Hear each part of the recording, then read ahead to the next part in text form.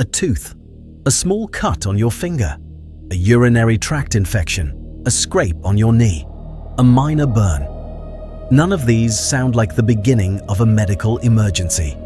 And yet, every year, millions of people develop a condition that can begin with any one of them. A condition that can cause the brain, kidneys, lungs, and heart to begin failing at the same time. Not over months, not over weeks, sometimes over the course of days, sometimes even faster. Doctors call this condition sepsis.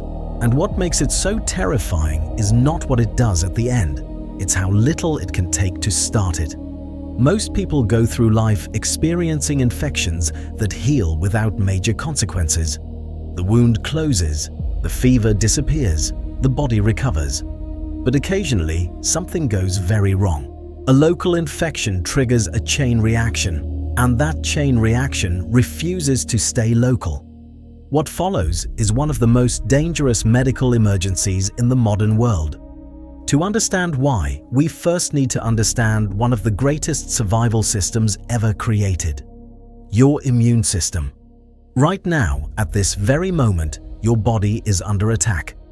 Bacteria, viruses, fungi, microorganisms are constantly searching for opportunities to enter your body through your lungs, your digestive tract, and even tiny invisible breaks in your skin. Most of the time, you never notice.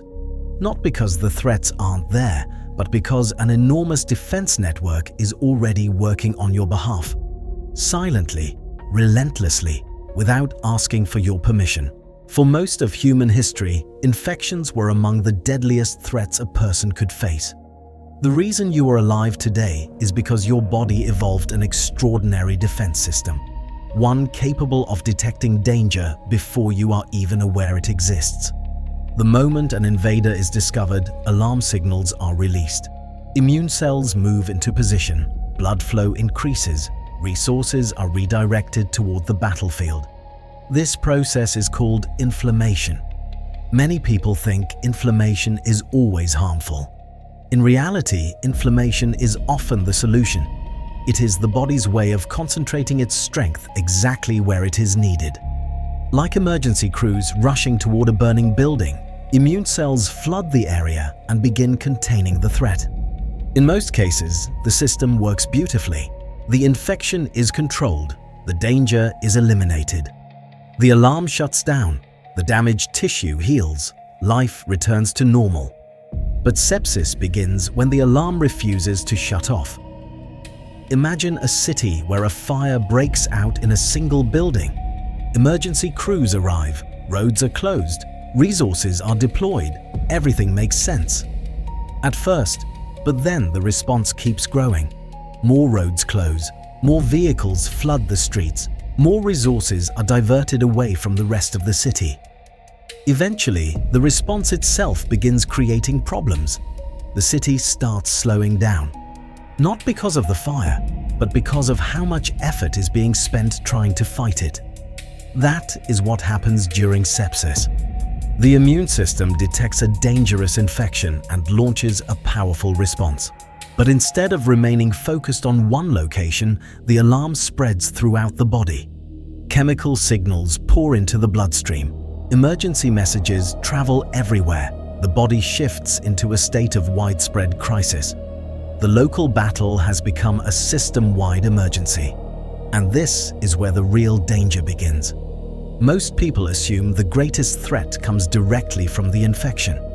But the first major problem actually develops inside something even more important: the circulatory system. Your circulatory system is more than a collection of blood vessels. It is the supply chain that keeps every organ alive. Every second, oxygen must be delivered, nutrients must be transported, waste products must be removed. Nothing in the body works without circulation.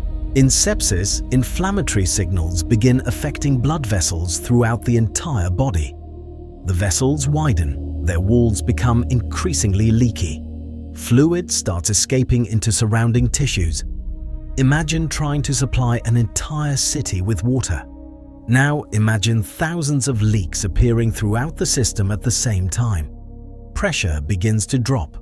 Entire neighborhoods stop receiving what they need. Not because the pumps stopped working, but because the system can no longer hold itself together. The same thing begins happening inside the body.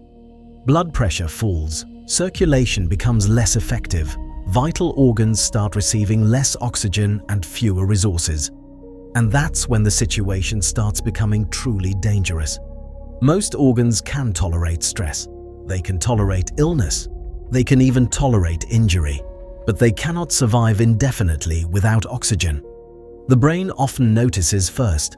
A person who seemed completely normal may suddenly become confused, disoriented, unable to think clearly. Then the kidneys begin falling behind. Waste that should leave the body starts accumulating. The lungs struggle to maintain oxygen levels. The heart works harder and harder to compensate. The liver begins losing ground. One system after another enters survival mode. The original infection may have started in one location, but now the consequences are spreading everywhere. And yet, there is still another layer to this story. One that makes sepsis far more disturbing than most people realize. It is easy to assume that bacteria are directly destroying every organ. That sounds logical. After all, the crisis started with an infection, but that explanation is incomplete. The infection lit the match, but it is not what turns a small fire into a citywide disaster. The terrifying reality is that much of the damage comes from the body's own attempt to survive. The same signals designed to eliminate the threat begin damaging healthy tissues. The same emergency response designed to protect life begins threatening it. The same defense system built to save you becomes part of the crisis. This is the paradox at the heart of sepsis. The immune system is not trying to harm the body. It is trying to protect it.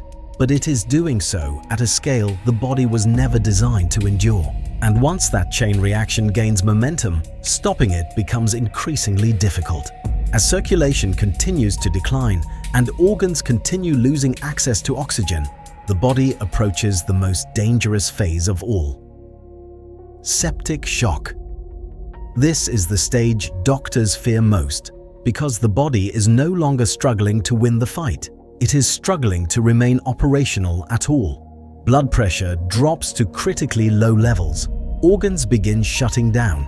Every minute becomes more important. Doctors work rapidly to control the infection, support circulation, protect organs, restore blood pressure, and interrupt the destructive cycle before permanent damage occurs.